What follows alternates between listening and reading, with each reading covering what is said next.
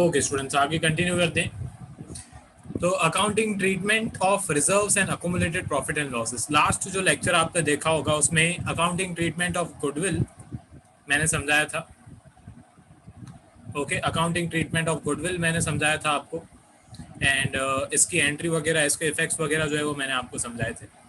अभी जो मैं समझा रहा हूँ accounting treatment of reserves and surplus समझा रहा हूँ। Accounting treatment of reserves and surplus and accumulated profit and losses.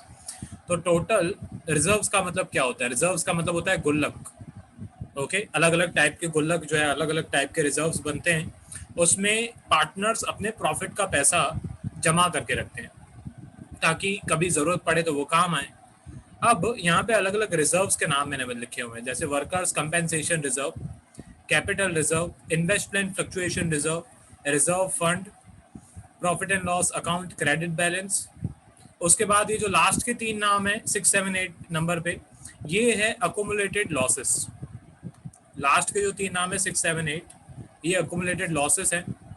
इसमें profit and loss account, debit balance, ये अकुमुलेटेड लॉस है। Research and development expense and advertisement suspense account.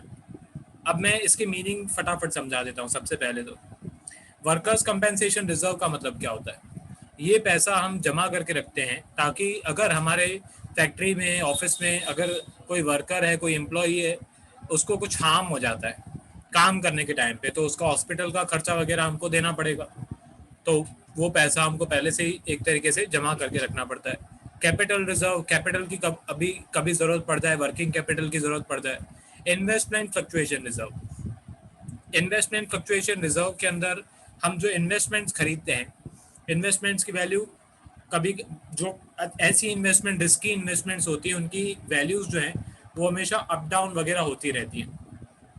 तो investment fluctuation reserve जो है, okay, वो पैसा मतलब उसके अंदर जो पैसा हम जमा करके रखते हैं वो इसीलिए जमा करके रखते हैं ताकि अगर कभी हमारी इन्वेस्टमेंट की वैल्यू जो है वो ज़्यादा कम हो जाए, अगर इन्वेस्टमेंट की वैल्यू कम हो जाए, बहुत लॉस हो जाए इन्वेस्टमेंट में, तो उसका लॉस कोप अप करने के लिए हमारे पास पैसे होने चाहिए। तो उसके जो पैसे होते हैं वो इन्वेस्टमेंट फ्लक्चुएशन रिजर्व में होते हैं। उसके बाद है रिजर्व फंड। ये एक फंड है, मतलब जिसमें हम पैसे जमा करके रखते हैं फॉर जनरल पर्पसेस। एक जनरल रिजर्व होता है। जनरल रिजर्व भी आप इसमें 9वां नाम ऐड कर सकते हो, 9th नेम आप यहाँ पे ऐड कर सकते हो, जनरल रिजर्व।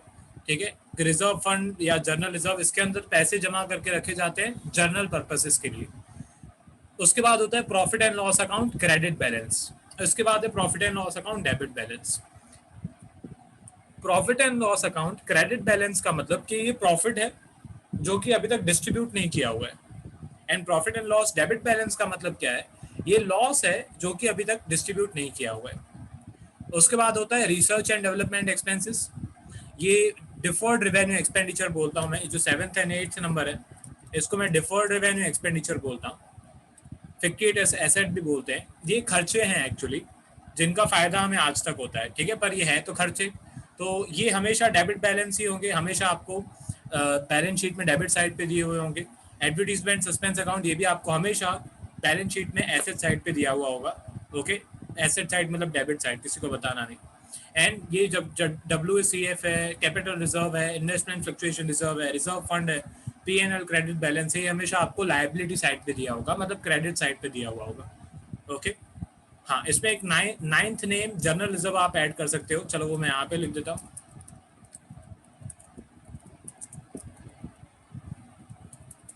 ठीक है, जनरल रिजर्व ये भी हमेशा क्रेडिट बैलेंस ही होता है।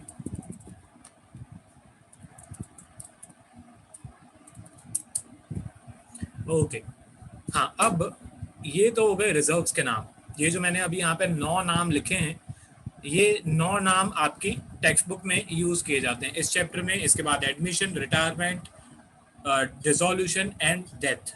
ठीक है, मतलब टोटल 4 चैप्टर्स हैं इसके बाद, उसमें ये रिजर्व्स एंड ये अकोमुलेटेड लॉसेस यूज किए जाते हैं।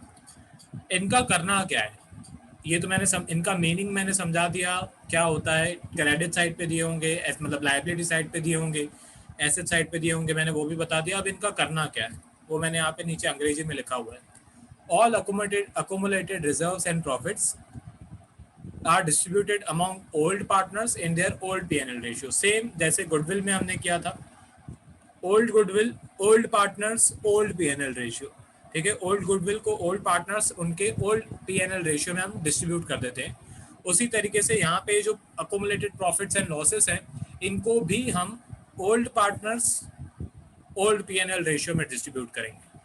अब इसमें जो भी क्रेडिट बैलेंसेस हैं जैसे वर्कमैन WACF है, कैपिटल रिजर्व है, IFF है, ओके, IFR है, रिजर्व फंड है, जनरल रिजर्व है, ये क्रेडिट बैलेंसेस हैं, ये पार्टनर्स कैपिटल अकाउंट में क्रेडिट होंगे, ठीक है। ये इनकी जनरल एंट्री, मैं इनके अकाउंटिंग इफेक्ट भी आपको बताऊंगा, अकाउंट्स में इनकी क्या एंट्री होती है मैं वो भी आपको बताऊंगा, पर ये इनके इफेक्ट समझो, एंट्री समझो। सबसे पहले WACF account debit, investment fluctuation reserve debit, reserve fund debit, PNL credit balance debit, और ये पार्टनर्स कैपिटल या करंट अकाउंट में होंगे क्रेडिट। जो रिजर्व्स एंड लॉसेस हैं, डेबिट रिजर्व्स एंड लॉसेस हैं, वो पार्टनर्स कैपिटल या करंट अकाउंट में डेबिट होते हैं। तो पार्टनर्स कैपिटल या करंट अकाउंट होगा डेबिट। फिर उसके बाद जो तीन नाम यहाँ पे हैं, profit and loss debit balance, research and development expenses and advertisement suspense account, ये होंगे क्रेडिट। ये इसकी जर्नल एंट्री मैंने आपको बताई। अब इसके अकाउंटिंग इफेक्ट्स जो है वो भी मैं यहाँ पे बता देता हूँ। ओके, सेम जैसे मैंने पहले भी बोला था, अगर फर्म फिक्स्ड कैपिटल मेथड को यूज करती है तो जो भी इफेक्ट है वो करंट अकाउंट में होगा, सिर्फ करंट अकाउंट में होगा। एंड अगर फर्म फ्लक्चुएटिंग कैपिटल मेथड को यूज करती है तो ऑब्वियसली हम सिर्फ कैपिटल अकाउंट ही बनाते हैं, तो उसमें सिर्फ कैपिटल अकाउंट में एंट्री होगी। तो मैं यहाँ पे इफेक्ट्स लिख देता हूँ। जो भी सारे क्रेडिट बैलेंसेस है वो यहाँ पे उनकी अमाउंट्स जो हैं वो क्रेडिट साइड पे आएगी। यहाँ पे हम लिखेंगे जर्नल रिजर्व, मैं शॉर्ट फॉर्म में लिख देता हूँ। उसके बाद जर्नल रिजर्व के बाद capital reserve CR, capital reserve के बाद workman compensation reserve WACF, okay. उसके बाद PNL का क्रेडिट बैलेंस, वो यहाँ पे हम लोग क्रेडिट साइड पे लिखेंगे। उनकी अमाउंट पार्टनर्स कैपिटल अकाउंट पे क्रेडिट होगी, ओके। उसके बाद कौन से नाम मैंने लिखे हुए हैं, रिजर्व फंड,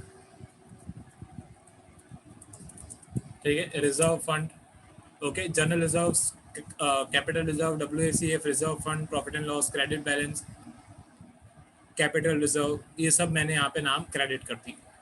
ये सेम नाम अगर फर्म जो है वो फिक्स्ड कैपिटल मेथड को यूज करती है तो वो करंट अकाउंट में होगी इफेक्ट। अच्छा, डेबिट वाले जो रिजर्व्स हैं वो डेबिट साइड पे आएंगे, ठीक है, वो डेबिट साइड पे यहाँ पे सब में बाय आएगा, ठीक है, मेरी मिस्टेक है, यहाँ पे सब में बाय आएगा, मैं बाय फटाफट कर लिख देता हूँ सब में।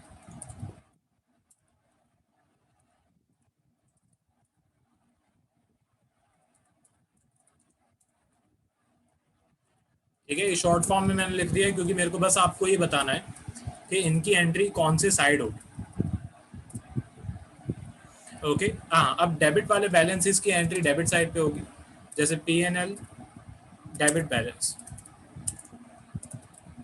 डेबिट साइड पे आएगा। और उसके बाद research and development R&D expenses debit side पे आएंगे। एंड उसके बाद एडवर्टीजमेंट सस्पेंस अकाउंट, ओके, वो भी डेबिट साइड पे आएगा। तो ये इनके एक तरीके से जो अकाउंट्स में इफेक्ट है वो मैंने आपको बता दिया। सेम अगर company fixed capital method use करती है तो वो करंट अकाउंट में आएगा। हाँ, अब ये रूल्स जो हैं वो लिख लो अच्छी तरह से। हाँ, लेंदी है थोड़ा, पर लिखना पड़ेगा, कुछ नहीं कर सकते इस चैप्टर में। इसके बाद 4 चैप्टर्स में काम आएंगे ये वाले रूल्स, ठीक है। आई होप आपने पॉज करके लिख लिया होगा। इसके बाद छोटे छोटे अकाउंट्स बना देना एंड उसमें भी ये इफेक्ट्स जो है वो कर देना।